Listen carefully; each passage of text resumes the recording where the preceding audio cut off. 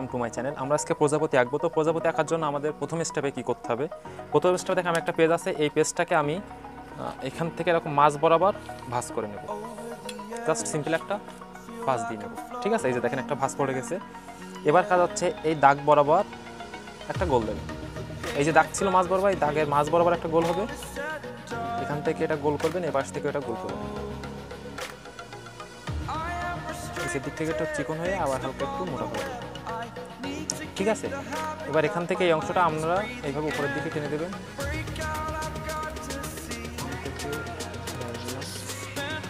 এই অংশটা এখান থেকে সোজা, ঠিক আছে? এখান থেকে আমরা একটু ছেড়ে দিয়ে এই ভিতর থেকে আমরা আর একটা গোল দিয়ে নেব। আমি এখানটা ডিজাইন করে নিচ্ছি।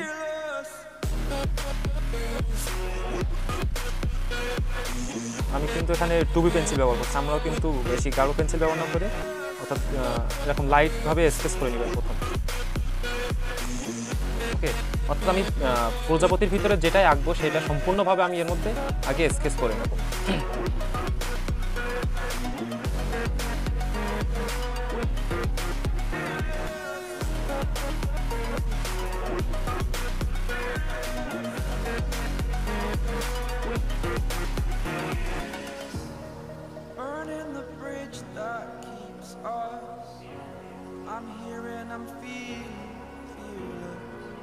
Exaggerated, that's what you assume. The story's over now, I must conclude.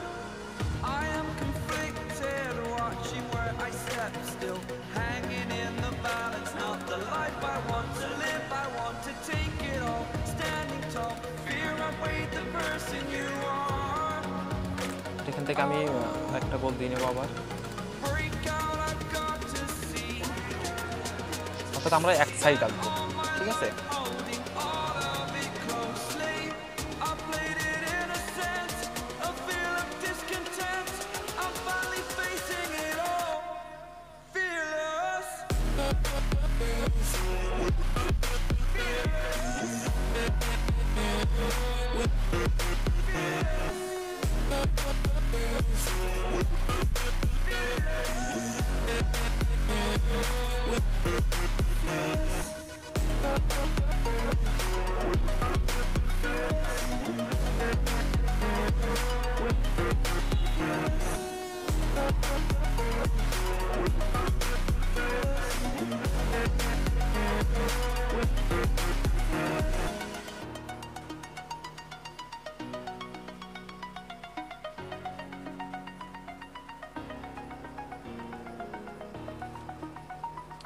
আমি কিন্তু মোটামুটি আমার এই সাইডে কাজ করে নিছি। এবার কাজ হচ্ছে এইগুলো আমি যে দাগগুলো আছে এই দাগগুলো আমি গাঢ় করে দেবো। আমি এখানে 10B পেন্সিল ব্যবহার করছি। অর্থাৎ আমি স্কেচ করছি যে অংশ দিয়ে যেভাবে স্কেচ করছিলাম ঠিক সেভাবে সাবধানতা অবলম্বন করে আমি দাগগুলো দিয়ে দেবো, 10B পেন্সিল দিয়ে গাঢ় করে দেবো।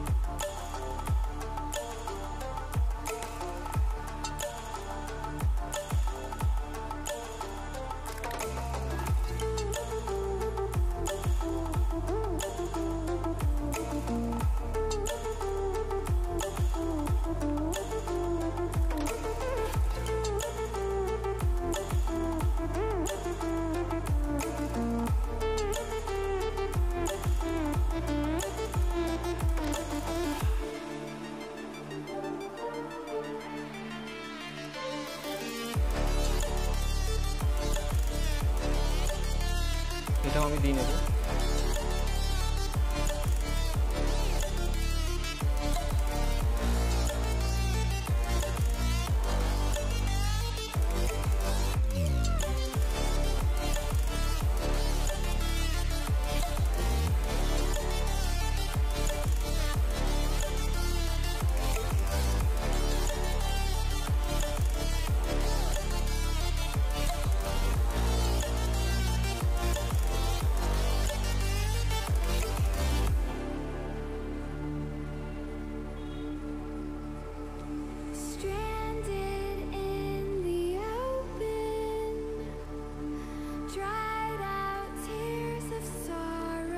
দেখেন আমি মোটামুটি প্রায় কমপ্লিট করে ফেলছি।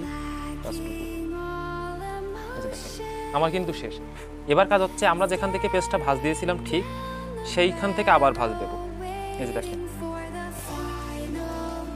এবার কাজ হচ্ছে আমরা এখানটা ঘষা দেবো। আমি এখানে স্কেল নিয়ে নিয়েছি, আমরা বেশি জোরে একটু চেপে দেবেন, কিন্তু দেখেন এমনভাবে দেবেন না যেন পেস্টটা ছিঁড়ে যায়, ঠিক আছে? আমি উল্টো পিঠটা ঘষা দিয়ে নিচ্ছি, আর সবসময় আঁকার জন্য আমরা ডান সাইডটা ব্যবহার করবেন, কারণ তাহলে ঘষা দিতে বা আমাদের আঁকতেও সুবিধা হবে। এখানটা ঘষা দিয়ে নিলাম, মোটামুটি ঘষা দেওয়া শেষ। দেখেন এখানে কিন্তু মোটামুটি একটা সাবো যাচ্ছে, আমার নিচেটা একটু যাচ্ছে, আমি নিচের অংশটা আবার একটু ঘষা দিয়ে নিই। দেখেন এটা কিন্তু হয়ে গেছে। দেখেন এখানে কিন্তু সাবো যাচ্ছে। এবার আমাদের কাজ হচ্ছে ঠিক দাগ যেখান থেকে আসে আমরা সেখান থেকে দাগগুলো দিয়ে দেব।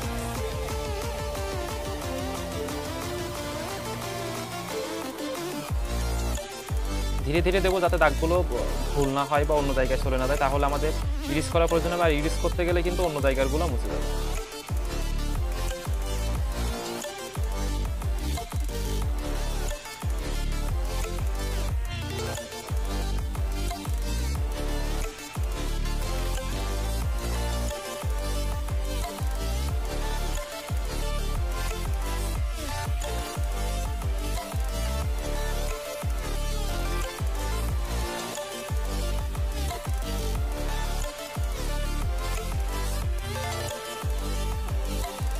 দেখেন পাশে হয়ে গেছে, আমাদের উপরে সাইডটা বাকি আছে।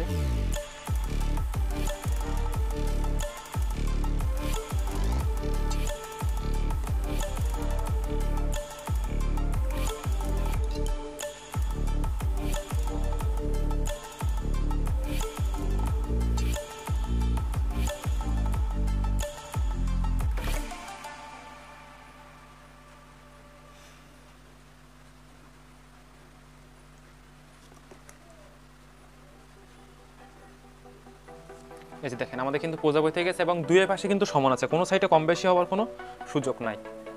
এবার আমি এখানে অরেঞ্জ কালার নিয়ে নিচ্ছি। আমি এই ঘরগুলো উপরের এইগুলো হচ্ছে আমি লাইট রাখবো, ঠিক আছে? তো আমি নিচেও কিছু গোল গোল দিয়ে নিলাম, এইগুলো হচ্ছে লাইট কালার রাখবো।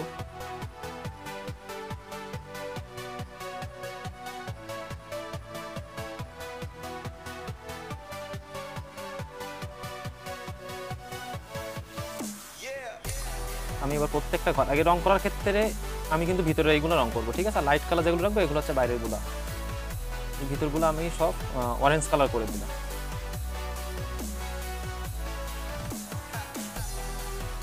এখানে আমি কিন্তু অরেঞ্জ কালার করে নিয়েছি। এবার আমাদের কাজ হচ্ছে উপরের ঘরগুলো আমি একটু শ্যাডো দেবো, অর্থাৎ এই কালার থেকে ডার্ক করতে হবে। আমি লাল রং ঘষা দেবো। দেখেন আমি পেন্সিলের এই মাথাটা কিন্তু কেটে নিয়েছি, পেন্সিল কাটার দিয়ে রঙের মাথাটা নিয়ে আমরা হালকা করে ঘষা দিয়ে এই কালারটা একটু ডার্ক করে দেবো লাল রং দিয়ে।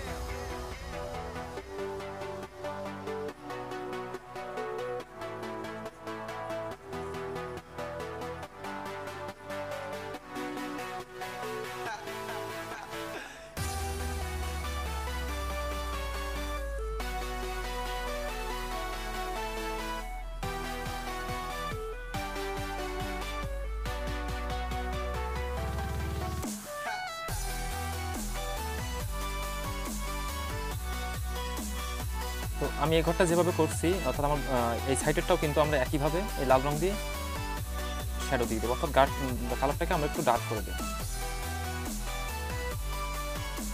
এই ঘরগুলো আমি নিচের থেকে একটু টেনে টেনে ছেড়ে দেবো দাগগুলো, লাল রঙগুলো পুরোটাই না কিন্তু, অর্থাৎ কোনার থেকে কোনা কোনা মতন যেগুলো আছে সেইগুলো জায়গা থেকে আমি এভাবে টেনে ছেড়ে দেবো। দেখেন মোটামুটি আমার কিন্তু কালার সম্পন্ন হয়ে গেছে। এবার কাজ হচ্ছে সাইডগুলা কালো রং দেবো, অর্থাৎ এই যে ঘরগুলো আছে এই ঘরগুলো বাদ দিয়ে আর সবগুলো কালো রং হবে।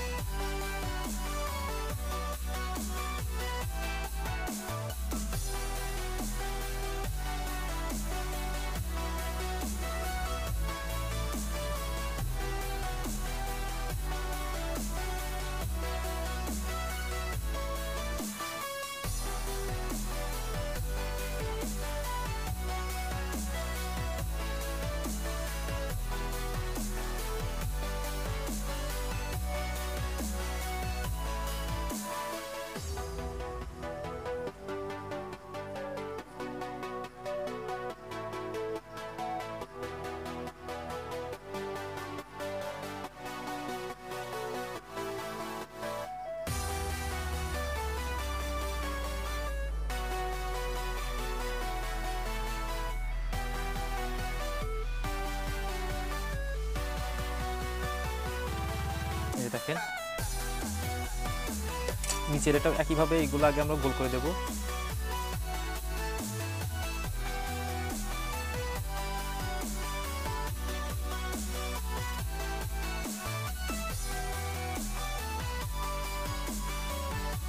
আমি কিন্তু আগে আউটলাইনটা টেনে নিচ্ছি, তারপরে ওর ভিতরে আমি রং করব, তাহলে আমার রং বাইরে যাওয়ার সম্ভাবনা কম থাকবে।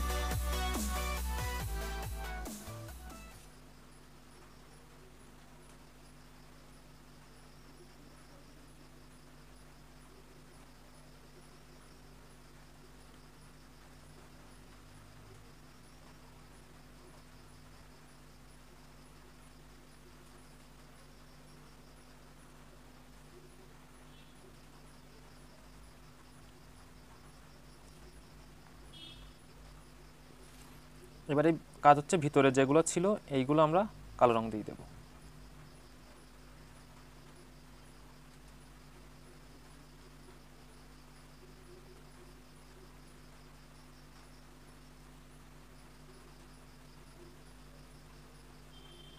আমাদের এই পাশে কাজ শেষ, আর এই পাশটা আমরা কিন্তু একইভাবে রং করব। কালো রং দিয়ে আমি এইদিকে হালকা করে একটু স্কেচ করে দেবো, একদম লাইট করে কিন্তু, ঠিক আছে?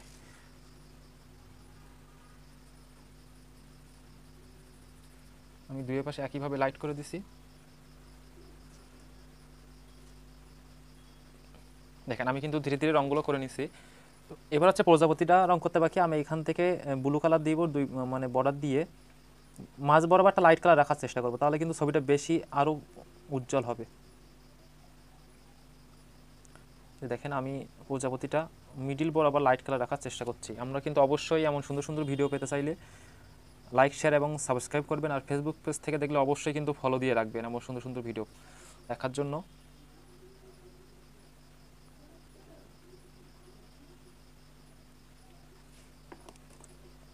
এই দুইটা আমরা কালো করে দেব।